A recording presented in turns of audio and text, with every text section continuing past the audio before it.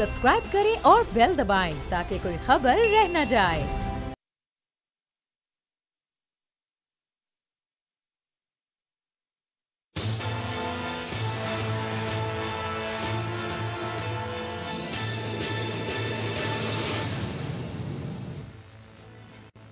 अस्सलाम वालेकुम। प्रोग्राम तज्जिया, मैं हूँ अलीना इलियास। मेरे साथ मौजूद हैं समी इब्राहिम साहब अमेरिका से और राना ताहिर साहब मेरे साथ स्टूडियो में मौजूद हैं। आज इस्लामाबाद में वज़ीर-ए-आज़म पाकिस्तान की मुलाकात हुई है आर्मी चीफ़ के साथ। इसके साथ साथ वहाँ पे DGISI और DGISPR भी मौजूद थे। कुछ उस हवाले से बात करेंगे। इसके अलावा जो मज़हब के ऊपर सियासत की जा रही है उसको भी शामिल गुफ्तगू करेंगे और जाली दस्तावेज़ात के हवाले से जस्टिस अज़मत साहब के बहुत अहम रिमार्क्स आए हैं और उन्होंने कहा है कि जो नैब है वो कभी भी कार्रवाई कर सकता है इस तरह के केसेस में। जी समी साहब, ओवर टू यू। अलीना, तीनों खबरें बहुत हैं। जो आर्मी चीफ की मीटिंग है प्राइम मिनिस्टर इमरान खान से, उसमें DGISPR भी थे, उसमें DGISI भी थे, लेकिन ये इस हवाले से जो सारी की सारी जो इन्फॉर्मेशन हमें मिल रही है वो प्राइम मिनिस्टर हाउस के जराये से मिल रही है। इसमें DGISPR की तरफ से मुकम्मल खामोशी है और जो तस्वीर भी रिलीज हुई है, जो कुछ भी हुआ है वो प्राइम मिनिस्टर हाउस के जराये ने ये बात बताई। बड़ी अहम मीटिंग है। इस वक्त जो ये हालात हैं उसके हवाले से भी डिस्कशन, और जराये हमें बता रहे हैं कि जो सिस्टम में, इदारों में इस वक्त जो पॉलिसीज चल रही हैं उनकी कंटिन्यूटी के हवाले से बड़े अहम फैसले प्राइम मिनिस्टर ने किए हैं। उससे पहले भी हम अपने प्रोग्राम में जिक्र कर चुके हैं शाहीन सबाई साहब की गुफ्तगू के हवाले से, एक उनके कॉलम के हवाले से जो इमरान खान साहब से मुलाकात के बाद उन्होंने लिखा था। तो वो ये सारे जो मामलात हैं उन पर जो हमें जराये बता रहे हैं गुफ्तगू का सिलसिला, और बड़ी जल्दी कुछ अहम ऐलानात भी मुतवक्को हैं। बड़ी जल्दी ये सब कुछ हो जाएगा। लेकिन एक अच्छी बात जो है जो हमें जराये बता रहे हैं कि चीजें कंटिन्यूटी जो है पूरे इस मामले में, जो इस वक्त मसाइल हैं, खासतौर पर जो अफगानिस्तान के अंदर इस वक्त मामलात हैं, उसके लिए जो पाकिस्तान तालिबान को लेके आया है मुज़ाकरात की टेबल पर, वो एग्रीमेंट ऑलमोस्ट फाइनल है। प्राइम मिनिस्टर इमरान खान की जल्द मुलाकात मुतवक्को है तालिबान लीडर से, और फिर वो एक एग्रीमेंट। तो ये इन सब चीजों के लिए कंटिन्यूटी बहुत जरूरी है। और अफवाज पाकिस्तान इस खित्ते में अमन की क्योंकि जमानत दे रही हैं और बड़ी कोशिश की है उन्होंने, तो ये बड़े अच्छे फैसले हैं जो जल्द इनको पब्लिक भी किया जाएगा। दूसरा जो अहम पॉलिटिकल बात है वो मौलाना फजलुर रहमान, कल भी हमने अपने इसी प्रोग्राम में इसी पर हम बात करते रहे। इंतहाई ये खौफनाक ये डेवलपमेंट है, और ये मौलाना फजलुर रहमान कोशिश कर रहे हैं मजहब कार्ड खेलने की, नामूस से रिसालत को वो इशू बना रहे हैं। देखें, जो इत्तेसाब, इसकी बैकग्राउंड है, इस बैकग्राउंड ये है कि इत्तेसाब के अमल को रुकवाना चाहती थी अपोजिशन। मौलाना फजलुर रहमान भी इंक्वायरीज फेस कर रहे हैं, नवाज शरीफ साहब जेल में हैं, आसिफ अली जरदारी साहब जेल में हैं। तो एक माजी की तरह अगर आप थोड़ा सा इस पर नजर डालें तो पहले भी यही होता रहा। 1977 में आप देखिए क्या हुआ, जिस धांधली की बुनियाद ये बनी थी एहतजाज की, लेकिन वो फिर तहरीक निज़ाम मुस्तफ़ा बन गई और उसमें जुल्फ़िकार अली भुट्टो को इक़्तिदार से रुखसत करके उनको फांसी पर लटका दिया गया। तो अभी ये जो सारा मामला है इस पे मौलाना फजलुर रहमान वही कार्ड खेलने की कोशिश कर रहे हैं, और ये कई दफा हुआ है, इसमें कई दफा हुआ। इससे पहले इमरान खान खास तौर पर इसका निशाना है। आप देखें तो उनको ये कहा गया कि आप यहूदी एजेंट हैं, यहूदी एजेंट कह के उनको मौलाना फजलुर रहमान वो करते रहे।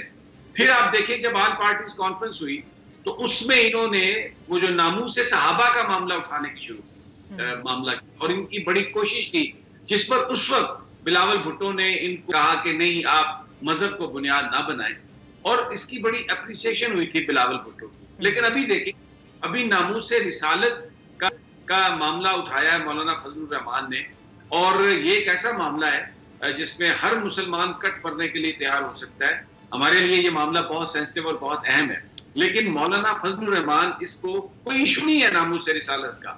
और वसीम साहब एक्सप्लेनेशन दे चुके, प्राइम मिनिस्टर रियासत मदीना की बात करते हैं, वजीर आजम इमरान खान जब मदीना तशरीफ ले जाते हैं तो वो नंगे पांव मदीने की गलियों में, एयरपोर्ट्स पर हमें चलते हुए नजर आते हैं। तो तसव्वुर भी नहीं किया जा सकता कि नामूस से रिसालत कोई इशू होगा, लेकिन मौलाना फजलुर रहमान ये खेल रहे हैं। और इसमें अभी जो खतरनाक बात है, वो खतरनाक बात ये है कि मरियम नवाज ने जो ट्वीट किया उसमें उसने ये कहा है कि वो जो अपने आप को बहुत ताकतवर समझते हैं वो नीस्त नाबूद हो जाएंगे, वो हटा दिए जाएंगे। तो इस वक्त नून लीग जो ये मजहब कार्ड खेल रही है, मौलाना फजलुर रहमान की जमात उनके पीछे खड़ी हो गई है आके।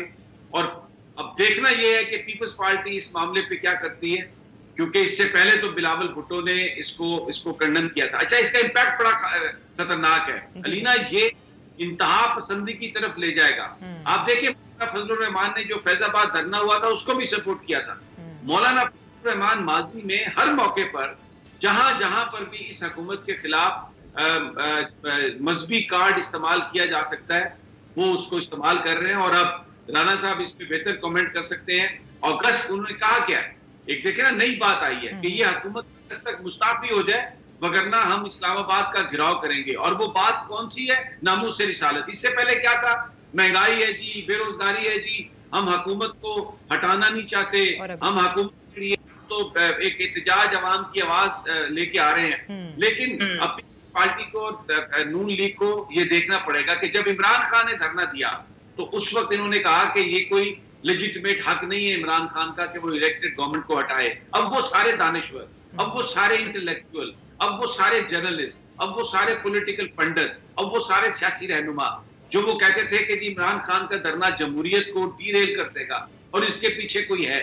मेरा सवाल ये है कि मौलाना फजलुर रहमान ये जो खेल रहे हैं मजहबी कार्ड, इसके पीछे कौन है? मरियम नवाज क्यों मौलाना फजलुर रहमान के साथ है? बिलावल भुट्टो ने अभी तक क्यों नहीं मौलाना फजलुर रहमान के इस बयान की मुजम्मत की, मुखालफत की और खुलकर ये बात कही कि हम मजहबी कार्ड मुखालफत तो खैर अभी तक किसी ने नहीं की है, लेकिन जो खबरें आज अखबारात में हैं उस हवाले से तो यही है कि दोनों पार्टीज ने ये कह दिया है कि हम जो मजहब है उसके ऊपर सियासत नहीं करेंगे। राना साहब जी अलीना, देखें बात ये है, जैसे समीर साहब बात कर रहे थे, नामूस रिसालत सल्लल्लाहु अलैहि वसल्लम का जहाँ तक ताल्लुक़ है, बात यह है कि उसके लिए हर मुसलमान जो है वो एक जज्बे से सरशार है। बिल्कुल ऐसा। और हम समझते हैं कि वज़ीर आज़म इमरान ख़ान, जैसे समी साहब ने भी बताया कि जब वो मदीना मुनव्वरा जाते हैं तो वो नंगे पाँव वहाँ फिरते हैं, तो सच्चे आशिक रसूल हैं वज़ीर आज़म इमरान ख़ान। तो ये इस वक्त वो कोई ऐसा मसला नहीं जिसको मौलाना फजलुर रहमान साहब एक्सप्लॉइट कर सकें। मौलाना फजलुर रहमान साहब किन लोगों के इत्तेहादी हैं? नवाज शरीफ साहब के, पीपल्स पार्टी के। किसने अकीदा ख़त्म नबुव्वत के हवाले से तरमीम की कोशिश की थी कानून में? नवाज शरीफ की गवर्नमेंट ने। तो बात यह है कि ये चीज़ें जो है ना, इनको बिल्कुल हमें इस तरीके से नहीं, ये देखें जहाँ तक ये मामला है वो जुल्फ़िकार अली भुट्टो के दौर में पाकिस्तान की पार्लियामेंट में तय हो गया। उस मसले को दोबारा उठाने का कोई सवाल नहीं, पाकिस्तान के आइन में बड़ा वाज़े तौर पर दर्ज है और कोई हुक्मरान उसमें तरमीम की जुर्रत नहीं कर सकता। नवाज शरीफ ने कोशिश की तो कैसे? अब मौलाना फजलुर रहमान साहब जो सिलसिला चला रहे हैं उसकी बुनियादी वजह क्या है अलीना? ये देखें, इनमें एक ही नुक्ता मुश्तरक है, क्या? वो है नैब। ये सारे किसी न किसी चक्कर में नैब को मतलूब हैं। इन्होंने एक अपनी अंजमन बना ली है, अंजमन मुतासरीन नैब इनको कह लें, या आप जो मर्जी मतलूब हैं ये सारे नैब को। इन लोगों ने, आसिफ जरदारी साहब आज कह रहे थे कि जी जितना मर्जी रिमांड दे दें, ईद के बाद ही रख लें।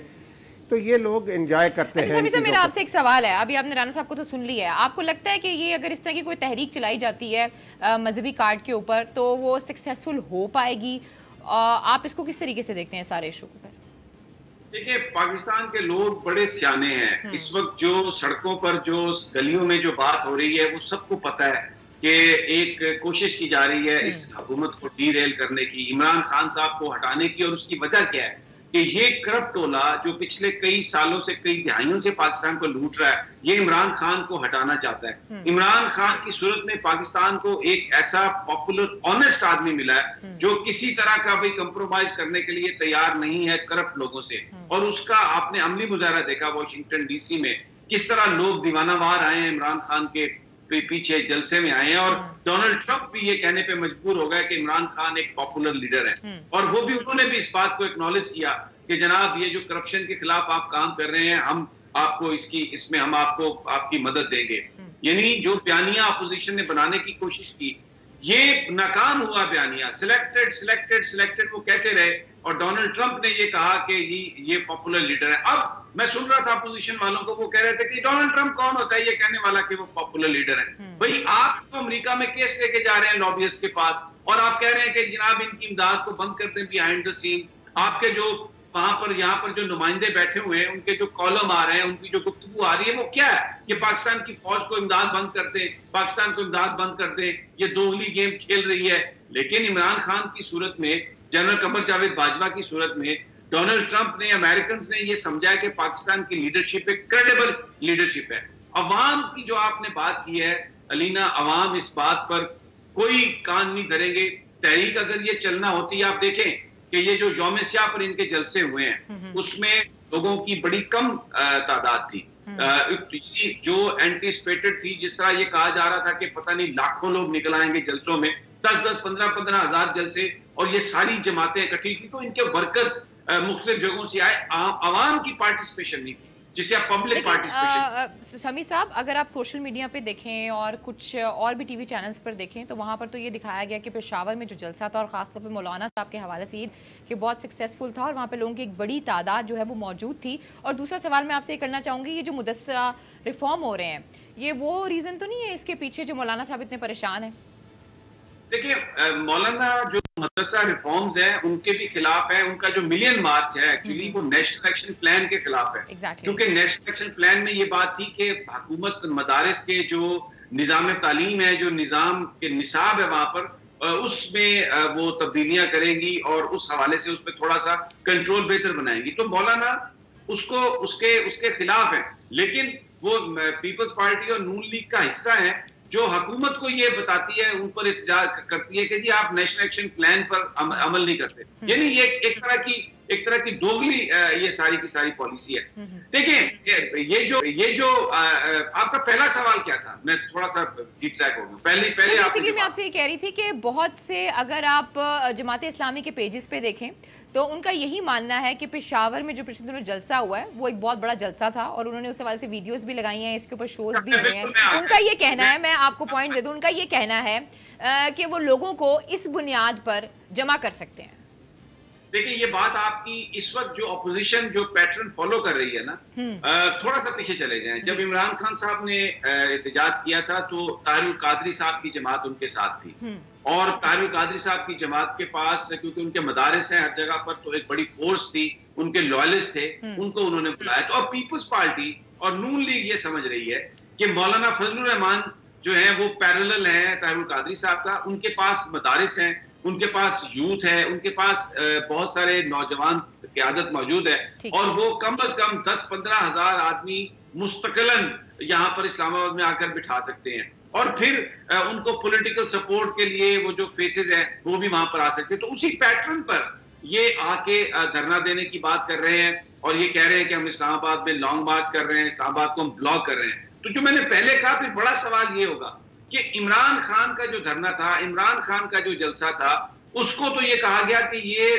डेमोक्रेसी को डीरेल करने की कोशिश है, और ये कहा गया कि इसके पीछे एजेंसियां हैं। अब फिर बड़ा सवाल ये है कि आप अब ये जो मरियम नवाज साहबा जो मौलाना फजलुर रहमान के जरिए करवा रही हैं, जो बिलावल भुट्टो मौलाना फजलुर रहमान के जरिए करवा रहे हैं, इनके पीछे फिर कौन है?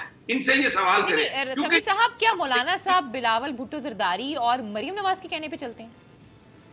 बिल्कुल, इस वक्त तो मौलाना तो उनको ओवरटेक करने की कोशिश कर रहे थे। मौलाना ने उनसे कहा एपीसी में कि आप इस्तीफे की बात करें। मौलाना ने उनसे कहा कि नामू से जो सहाबा है उस हवाले से आप क्रिटिसिज्म करें। तो जो मरियम नवाज साहब हैं वो तो बिल्कुल मान रही हैं इनकी बात को, जो है मौलाना फजलुर रहमान की बात को, इस्तीफे की बात नहीं मान रही, लेकिन मजहब कार्ड को खेलने के लिए वो बिल्कुल तैयार है। उसकी वजह ये है कि उनके वालिद साहब जो है वो रूहानी औलाद हैं ज़ियाउल हक साहब की, शहबाज शरीफ साहब पैदावार हैं ज़ियाउल हक साहब की, और ज़ियाउल हक साहब ने मजहबी कार्ड इस्तेमाल किया, बड़े टोपी ड्रामे किए उन्होंने।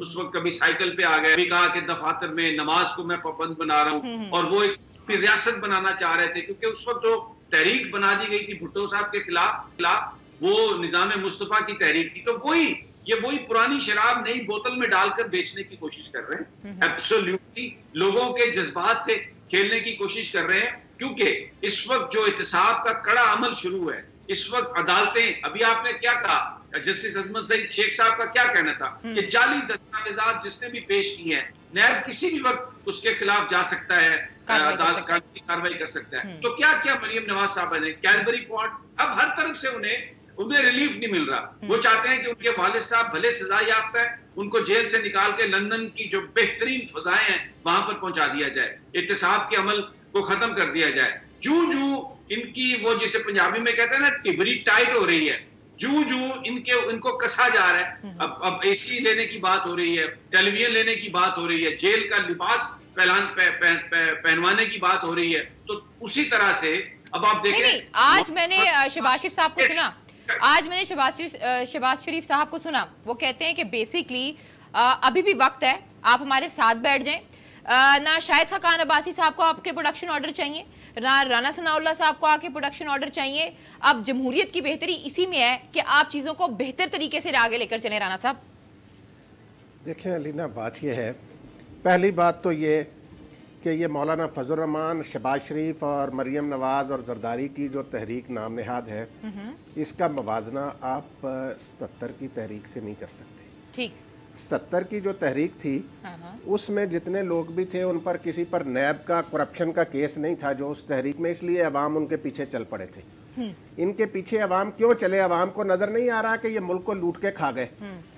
आप उनकी सियासत से, उनके नजरियात से, उन लोगों के, जाहिर है दो पॉपुलर ताकतें थी, एक भुट्टो साहब और एक उनके मुखालफिन, लेकिन उनमें से किसी पर भी करप्शन के चार्जेस नहीं थे। ना भुट्टो साहब पर करप्शन के चार्जेस थे, ना उनके मुखालफिन पर करप्शन के चार्जेस थे। इसलिए अवाम दो हिस्सों में बटे हुए थे नजरियाती तौर पर, लेकिन दोनों की फॉलोइंग थी। अब ये जो एक चोरों का टोला इकट्ठा होकर जो इस मुल्क को खा गए लूट कर दोनों हाथों से, अब वो कह रहे हैं कि वो तहरीक चलाएंगे। अवाम, समी साहब सही कह रहे थे कि अवाम बड़े बाशऊर हैं, वो इन चेहरों को पहचानते। पीपल्स पार्टी कहाँ रह गई है पंजाब में, केपीके में कहाँ रह गई? अभी ये जो कबायली इलाके शामिल हुए हैं केपीके में, वहाँ के आप इंतखाबी नताइज देखें, इनके पल्ले जो नाम नेहाद दो बड़ी जमातें हैं, नून लीग और पीपल्स पार्टी, इनके खाक रह गया उन इलेक्शन के नतीजे में। शर्म आनी चाहिए जो अपने आप को ये कहते हैं कौमी जमातें। नहीं, क्या है, मौलाना फजल रहमान की जेयूआई वहाँ से सीटें ले गई, एएनपी ले गई, इनको क्या मिला वहाँ से? इनको कितने कितने वोट मिले? आपसे एक सवाल है, अभी अगर बात की जाए नामूस रिसालत और इस हवाले से तहरीक चलाने की, इसमें पीपल्स पार्टी और नून लीग खुलकर सामने नहीं आ रही है। उन्होंने इस हवाले से कोई भी ना तरदीद की है ना हमायत की है। तो आने वाले दिनों में, पहले मैं आपसे ये पूछूंगी, फिर समी साहब मेरा आपसे भी ये सवाल होगा, आने वाले दिनों में आपको लगता है पीपल्स पार्टी, क्योंकि बहुत से लोगों का ये कहना है कि जिस तरीके से उनको ट्रीट किया जा रहा है, बहुत सॉफ्टर कॉर्नर रखा जा रहा है, पीपल्स पार्टी इसका खुलकर कहेगी कि हाँ जी हम इसमें शामिल हैं आपके साथ। चले नून लीग का तो कह सकते हैं ना आप, कहीं ना कहीं। अलीना देखिए, बात यह है, कोई नरम रवैया नहीं होगा किसी के साथ, वो पीपल्स पार्टी हो या नून लीग हो, जिसने भी इस मुल्क को लूटा ना, अब शिकंजा सख्त होता जाएगा दिन ब दिन, आप देखेंगे इनके खिलाफ। और ये कोई नरम शर्म वाली बात नहीं है, कोई तहरीक वहरीक नहीं चला सकते। अवाम इनके कहने पर अब बाहर नहीं निकलेंगे।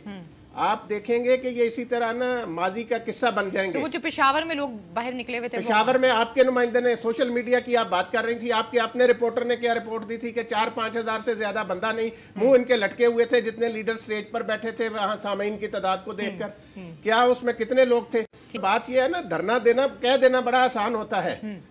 वो इमरान खान ने जो 126 दिन धरना दिया था और ताहिरुल कादरी साहब साथ थे, ये जो है ना, ये 26 घंटे धरना नहीं दे सकते। ठीक जी, समी साहब आपसे मेरा ये सवाल है, पीपल्स पार्टी का क्या यहाँ पर मेरा थोड़ा सा राना साहब से इख्तिलाफ है। मैं ये कहता हूँ कि मौलाना फजलुर रहमान के पास, क्योंकि देखिए मदारिस को अभी ये नेशनल एक्शन प्लान में रेगुलराइज करने की बात हुई तो उस पर वो एहतजाज कर रहे हैं क्योंकि वो उनकी पावर बेस है।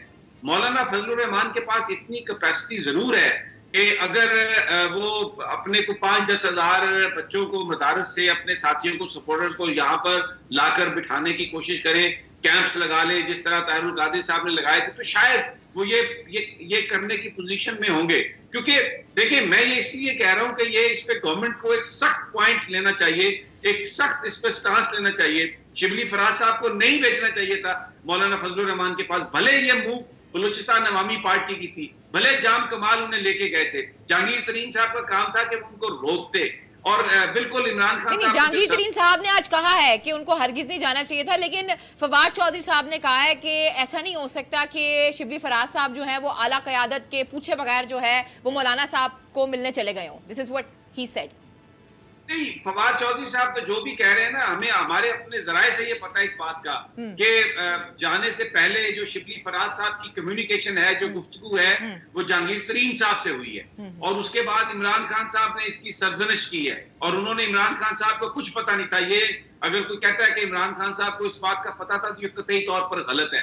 मैं ये कह रहा हूं कि इमरान खान साहब को, प्राइम मिनिस्टर को जो करना चाहिए, जुल्फिकार अली भुट्टो की एक गलती थी। जिस वक्त यहाँ पर जो मुल्ला थे वो सड़कों पर निकले और उन्होंने तहरीक चलाई, तो भुट्टो साहब ने एक निगोशिएशन के लिए, ताकि मुल्क में फसाद ना हो, उन्होंने उनके कुछ मुतालबे मान लिए, छुट्टी का दिन तब्दील कर दिया, बहुत सारी बार्स को बंद कर दिया और बहुत सारी इस तरह की चीजें ली, जिसको उस वक्त की मजहबी कुव्वतों ने, जो बजाय उस तहरीक को लीड कर रही थी, कमजोरी जाना हुकूमत की और उनका चार्टर ऑफ डिमांड बढ़ता गया।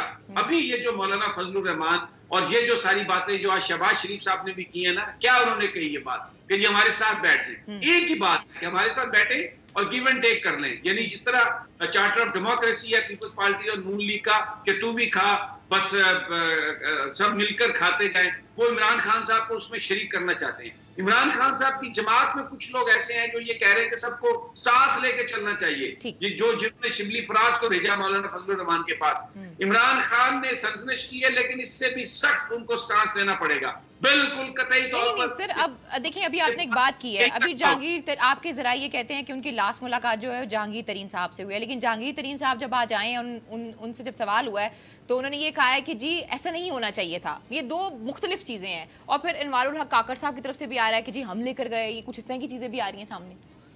नहीं, ये तो मैं कह रहा हूं ना कि ये जो मूव है ये बलोचिस्तान अवामी पार्टी से हुई, तो ये तो मैं वही बात कह रहा हूं जो आप कह रही हैं कि इनवारुल हक काकड़ साहब ने कहा। इनवारुल हक काकड़ साहब किस जमात के सेनेटर हैं? बाप के सेनेटर हैं। ठीक है, तो उन्होंने कहा कि हम लेके गए। मैं तो आपसे कह रहा हूं कि ये मूव बलोचिस्तान अवामी पार्टी की बाप की थी और जहांगीर तरीन साहब ने इसलिए जाने दिया कि उन्होंने ये जस्टिफिकेशन दी अपने क्लोज सर्कल में कि वो हमारे अलाई हैं, अगर हम अपने अलाइज के साथ नहीं जाएंगे तो वो मरकज में हमारे साथ, फिर अगर वो टूटते हैं तो हमारी जो मेजॉरिटी है वो मिनॉरिटी में बदल जाएगी। तो उन्होंने इस नीयत से ये बात कही। ये तो बात हम कर रहे हैं जो आप कह रही है, लेकिन मैं ये कह रहा हूँ कि जो गलती जुल्फिकार अली भुट्टो ने की थी, जो उन लोगों से उस वक्त उनके कुछ मुतालबात मान लिए, जिससे जो उस वक्त की अपोजिशन थी उनके दिल बड़े शेर हो गए। उन्होंने इस भुट्टो की जो ये कोशिश थी कि इस मुल्क में कत्लो गारत ना हो, उसको भुट्टो की कमजोरी जाना। तो अभी ये जिस तरीके से मौलाना फजलुर रहमान ने आके एक बातें करना शुरू की कि मैं एनआरओ नहीं दे रहा इमरान खान को, ये देखिए ये इस कदर रुथलेस मर्सीलेस लोग हैं कि अगर आप मुल्की मफाद के तहत भी कुछ काम करते हैं तो ये उसको इस तरीके से पोर्ट्रे करते हैं। लेकिन अलीना, एक बात मैं कहूंगा, देखें हमेशा बार बार सियासतदानों को मौका मिलता है, मौका है ये बिलावल भुट्टो के पास फिर दोबारा कि वो आके ये कहें कि मैं मजहबी जो सियासत है उसको मैं रिजेक्ट करता हूं, मौलाना फजलुर रहमान की ये जो बात है मैं उसको रिजेक्ट करता हूं, क्योंकि लोग ये सुनना चाहते हैं।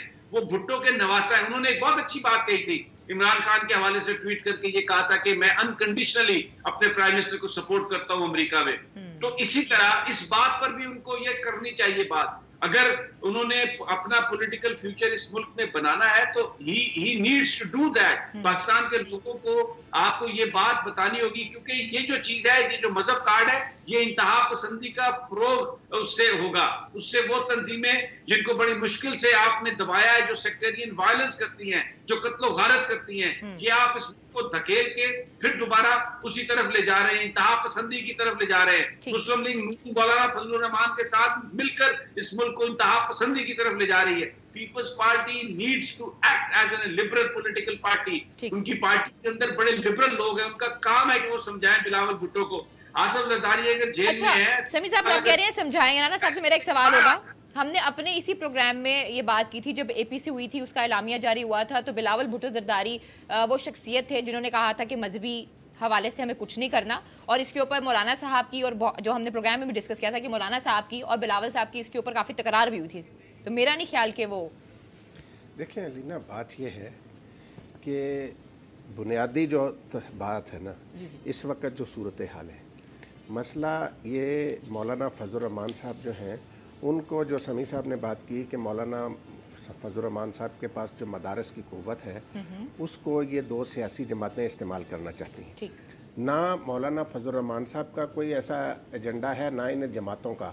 इनका एजेंडा सिर्फ़ और सिर्फ ये है कि हम इस मुल्क में अदम इस्तेहकाम किस तरह पैदा कर सकते हैं। ये उस एजेंडे पर आप देखें ना, महमूद खान अचकजई वो शमाल में, मौलाना फजल रहमान जनूब में, लेकिन एक इमरान खान के खिलाफ और पाकिस्तान के सिक्योरिटी अदारों के खिलाफ ये इकट्ठे हो जाते हैं। अब मैं आपको बताऊं अलीना, जो एहतसाब का अमल शुरू हुआ है ना, इससे बचना किसी ने नहीं है। ये जितने मर्जी इकट्ठे हो जाएं और ये जो मर्जी कर ले, अब ना अवाम इनके बातों में आएंगे ना कुछ आएंगे।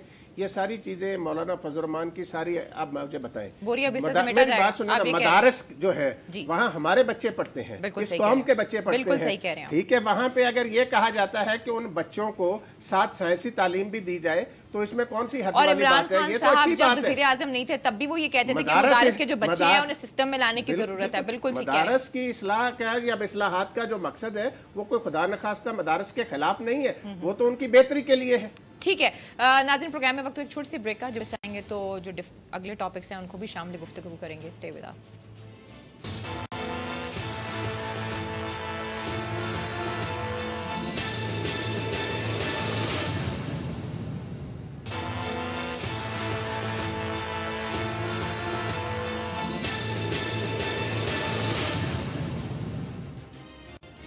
वेलकम बैक नाज़रीन, तो फिर आपको खुशामदीद कहते हैं। समी साहब, ये जो जाली दस्तावेज़ात वाला सारा है, अगर इस हवाले से बात की जाए तो जो जस्टिस अजमत साहब के आज के रिमार्क्स हैं, उस हवाले से तो दोनों पार्टीज जो हैं उनके लिए कोई अच्छी बात नहीं है, ये अच्छी खबर नहीं है। ये बिल्कुल आपने सही कहा, उनके लिए अच्छी खबर ये नहीं है। मैं इस पर कमेंट करने से पहले, जो हम ब्रेक पर जाने से पहले हमारी गुफ्तगू थी, उसको मैं बिल्कुल अब उसका एंड करता हूँ। इमरान खान साहब को बिल्कुल इस सारी सूरत हाल में ये जो मजहबी कार्ड खेलने की कोशिश की जा रही है, इसमें बिल्कुल कोई नरमी नहीं दिखानी चाहिए और बिल्कुल इसमें वो गलती जो जुल्फिकार अली भुट्टो ने की थी वो नहीं करनी चाहिए। और नेशनल एक्शन प्लान पर जो अमल दरामद है उसको यकीनी बनाना चाहिए। ये जो मदारस का कंट्रोल है, जिसमें ये इस तरह के जो लोग हैं जो कभी किसी को जहाद की तलकीन करते हैं, कभी किसी को मरने मारने की तलकीन करते हैं, या ये सेक्टेरियन वायलेंस को प्रमोट करते हैं, इनके हवाले से एक मरबूत पॉलिसी पर अमल होना चाहिए। और इसमें जिस वक्त वो पॉलिसी बनाएं तो जो स्टेक होल्डर्स हैं उसमें इन उलमा को भी शरीक करें, सबको शरीक करके एक जो मैंडेट कौम ने उनको दिया नेशनल एक्शन प्लान का, उस पर भरपूर अंदाज में, now it is high time कि उस पर करें अमल दरामद। और ये मौलाना फजल रहमान जो है, ये क्योंकि ये एक सियासी तरह के ये मौलवी हैं, तो ये सियासत करते हैं, लेकिन बहुत सारे मदारिस ऐसे हैं पाकिस्तान में, लाखों की तादाद में स्टूडेंट्स उनमें पढ़ते हैं जिनका सियासत से लेना देना नहीं होता कोई इस तरह से बराह रास्त। तो वो बहुत सारे मदारिस इस बात की सपोर्ट करेंगे, क्योंकि अगर हुकूमत की सरपरस्ती आ जाती है मदारिस पर तो उसमें फंड्स भी मिलेंगे, उसमें वहां पर जो बच्चे हैं उनका मेयार जिंदगी भी बेहतर होगा। और फिर वो जो पढ़ के वहां से साइंसी इल्म पढ़ के निकलेंगे बाहर, तो मुआशरे में उनके लिए बहुत सारी इस तरह के रोजगार के मौके होंगे जिसमें वो इज्जत से अपने लिए, अपने खानदान के लिए बहुत कुछ कर सकेंगे। और जो वहां के मुंतजमीन हैं, जो वहां के उलमा हैं, जो बड़ी मेहनत से इन मदारिस को चला रहे हैं, बड़ा खून पसीना अपना करके इस मदारिस को चला रहे हैं, वो उनको भी इस हवाले से बड़ी मदद मिलेगी, क्योंकि हुकूमत मौजूद होगी सरपरस्ती के लिए और उनको अपनी फंडिंग के लिए दरबदर की ठोकरें नहीं खाना पड़ेगी। तो ये तो जरूर करना चाहिए, इस पे कोई बिल्कुल भी कमजोरी नहीं दिखानी चाहिए प्राइम मिनिस्टर इमरान खान को। दूसरी बात आपने जो कही, देखें आज जस्टिस अजमत सईद शेख साहब ने इंतहाई अहम रिमार्क्स दिए हैं और इसको अगर आप देखें कि जज मोहम्मद बशीर साहब जो इंसाफ अदालत के हैं, उन्होंने जो कैलबरी पॉइंट के हवाले से ये कहा मरियम नवाज साहब के बारे में जो पिटीशन थी नैब की कि अभी अपील चल रही है, तो अपील के बाद इसका या उस वक्त उसका फैसला होगा जब अपील हो जाएगी फैसला।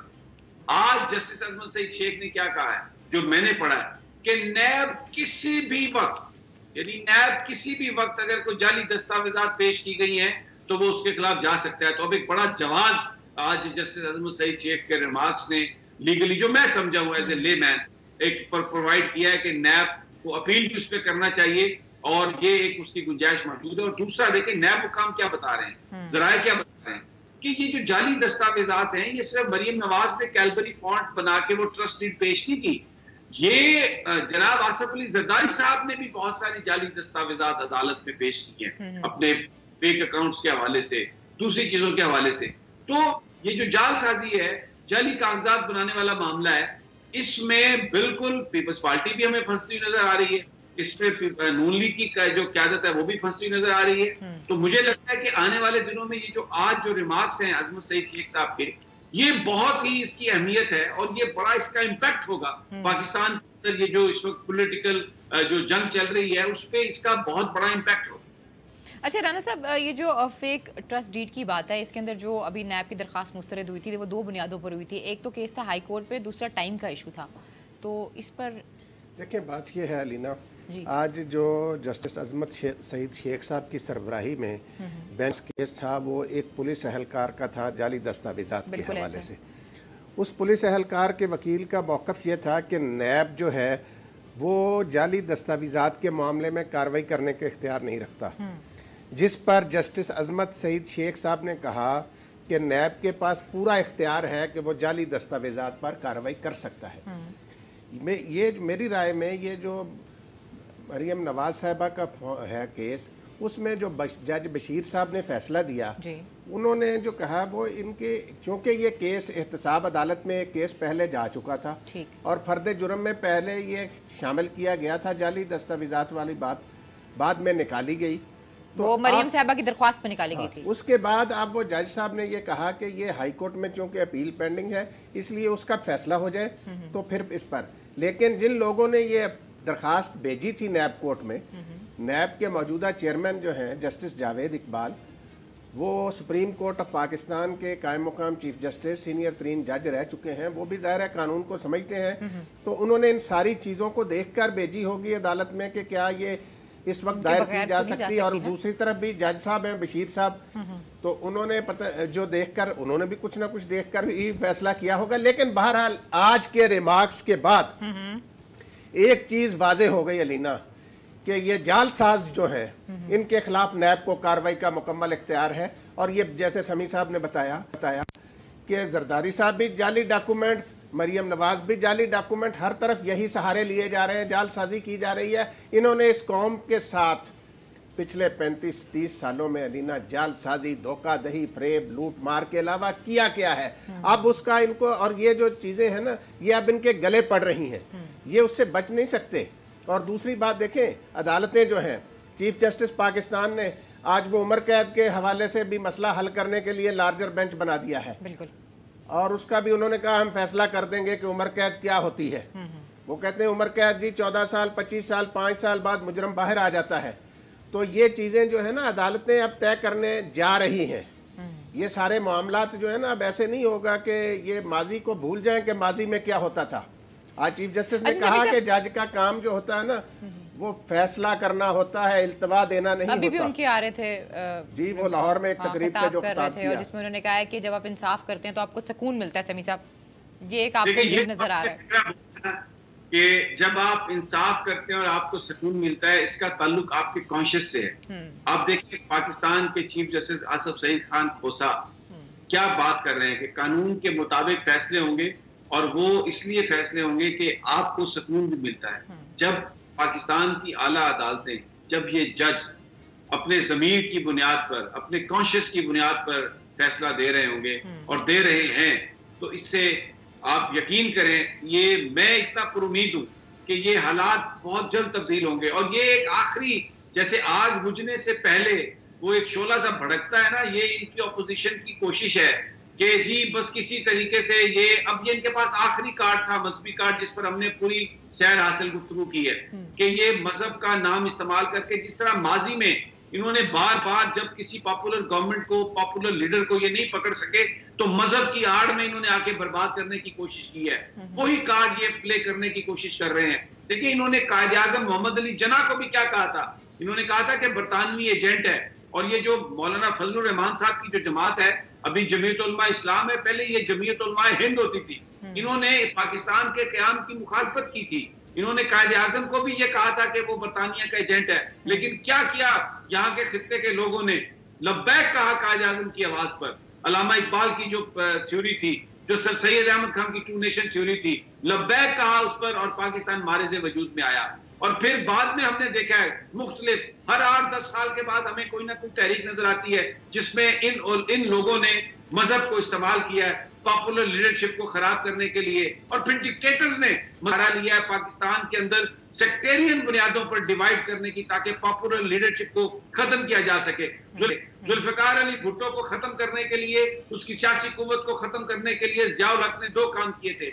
एथनिसिटी की बुनियाद पर उसने एमक्यूएम बनाई कराची में, और अंदरून सिंध उन्होंने जो नेशनलिस्ट मूवमेंट थी उनको उन्होंने फंडिंग की, और फिर मजहबी बुनियादों पर जो मजहबी लोग हैं उनको अलहदा करने की, इस मुआशरे को डिवाइड किया ताकि जो पॉलिटिकल फोर्स थी, जो एक पॉलिटिकल ताकत थी, उसको तोड़ा जा सके। अभी भी इमरान खान एक पॉलिटिकल ताकत है, एक लिबरल फोर्स है, एक ऑनेस्ट फोर्स है, जो पाकिस्तान के लोगों की जिंदगी को तब्दील करने की कोशिश कर रहे हैं, जो करप्शन को रोकने की, लूटा हुआ माल लाने की कोशिश कर रहे हैं। तो ये आखिरी पत्ता है इनका कि उसको मजहब के बुनियाद पर ब्लैकमेल करने की कोशिश की जाए। सिंध में ये कोशिश की गई आलमगीर खान साहब की तरफ से, पीटीआई के वो एमएनए हैं, एमपी हैं मेरे ख्याल में, एमएनए हैं, तो उधर तो देखे ना बिलावल साहब, पीपल्स पार्टी, लिबरल, वहां पे उनको गिरफ्तार कर लिया गया। देखिए फिक्सड जो है, आलमगीर खान ने आके क्या कहा, उसने एक वो एहतजाज, छोटा सा एहतजाज कर रहा था ना, और कितने लोग थे उसके साथ, लेकिन पीपल्स पार्टी ने क्या किया, अपने लोगों को बुलाया, पुलिस की सरपरस्ती में हमला करवाया। जिस तरह नून लीग ने लाहौर में, मॉडल टाउन में पुलिस की सरपरस्ती में गुल्लू भट्ट भेजा, जिसने आके गाड़ियां तोड़ी और फिर बाद में गोलियां भी चली, वो तो खैर पुलिस ने भी चलाई, लेकिन कराची में भी यही हुआ। अब देखें ना, इनमें ये फैशिस्ट एक तरीका वारदात है। ये क्या, किस किस्म की ये जमहूरियत की बात करते हैं? ये आगे कहते हैं जी कि हमें दबाने की कोशिश की जा रही है। वो बंदा एक एमएनए, अब ये बताएं, अब क्या फिर इलेक्टेड लोगों का इनके पास क्या ये उसको रिस्पेक्ट देते हैं? बस फिर इसका ये मतलब है कि जैसे पंजाबी में कहते हैं कि मेरे बदमाश चंगे ने, यानी आप जो करें वो ठीक है, आप जिसके साथ हैं वो ठीक है, लेकिन कानून की कोई बात नहीं है, अक्रॉस द बोर्ड कोई बात नहीं है। तो ये बेसिकली ये जो वाकयात हैं ये इनको एक्सपोज कर रहे हैं। अच्छा, बिलावल साहब से आज सवाल किया गया इस हवाले से, इनकी गिरफ्तारी के हवाले से, तो उन्होंने कहा कि अल्लाह का शुक्र अदा करें कि ना इस वक्त नून लीग की गवर्नमेंट है और ना ही इस वक्त मौलाना साहब की गवर्नमेंट है। अगर मौलाना साहब की गवर्नमेंट होती तो इनको लग पते जाते। This is what he said. देखिए ना, ये क्या लग क्या पते जाते पाकिस्तान के लोग। आप, ये कोई किंगडम थोड़ी है कि यहाँ पर आकर कोई बंदा अपनी बिल से फैसला करेगा। नवाज शरीफ साहब ने कोशिश की 2-4 दफा इसको अपनी किंगडम बनाने की, और फिर उसके बाद उनके साथ जो हुआ, लेकिन उन्होंने सबक नहीं सीखा, फिर वो आ गए यही बात करें। ये तो इतना बड़ा दिल है पाकिस्तान की फौज का कि इन्होंने फिर डॉन लीग्स पर मरियम नवाज साहबा को माफ कर दिया। अगर उस वक्त माफ ना किया होता, अगर उस वक्त इन पर गद्दारी का पर्चा चलता, तो मैं देखता ये तारिक फातमी और ये जो वो अंजुम रशीद, वो क्या नाम है, परवेज रशीद साहब जो हैं, और फिर ये इरफान सिद्दीकी साहब जो कलम हाथ में लेके आके लोगों को गुमराह करने की कोशिश कर रहे हैं। कलम का क्या ताल्लुक है? वो कलम जिससे पाकिस्तान की फौज के खिलाफ लिखा जाता है, उसको तोड़ना होगा। वो कलम जो पाकिस्तान के इदारों के खिलाफ लिखता है, उसको तोड़ना ही पड़ेगा। वो कलम पाकिस्तानियों को नहीं चाहिए। पाकिस्तान को वो कलम चाहिए जो कानून और आइन की बात लिखे। ये जो लोग हैं जो कभी सियासत में आ गए, फिर सियासत से निकल के, हुकूमत से निकल के, फिर कॉलम निगार, कभी सहाफी, कभी हुकूमत, कभी सहाफी, कभी हुकूमत, ये उस करप्ट माफिया का हिस्सा है। ये कहते हैं कि प्रोफेसरों को हथकड़ी ना लगाई जाए। जो प्रोफेसर कानून का नाजायज इख्तियार उसका इस्तेमाल करता है अपना, उसको पकड़ा जाएगा। वो प्रोफेसर नहीं है, वो क्रिमिनल है। यही हुआ था सफदर यूनिवर्सिटी के प्रोफेसरों के साथ भी, कि उनको अजीब लोग आ गए थे कि ये प्रोफेसरों को हथकड़ी क्यों लगी।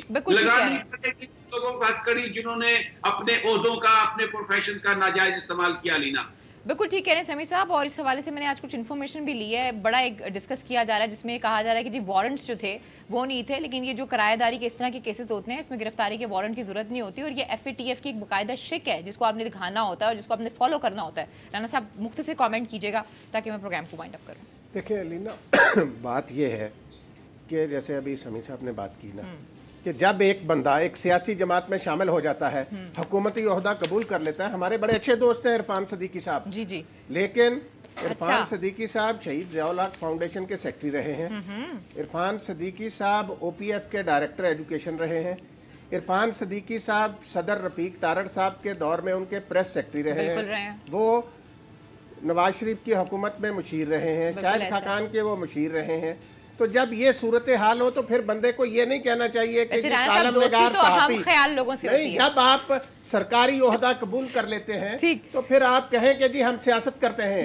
जब आप सियासी जमात के लिए लिख रहे हैं, तकरीरें लिख रहे हैं, काम कर रहे हैं, तो वो वैसे लाइटर नोट पे मैं कहती हूँ, आपने कहा ना दोस्त हैं, वैसे दोस्ती जो है ना वो हम ख्याल लोगों से होती है, थोड़ा ख्याल किया करें ना सब। खैर जी, आज के प्रोग्राम से हम तीनों को इजाजत दीजिए। अपना बहुत ख्याल रखिए। अल्लाह के बाद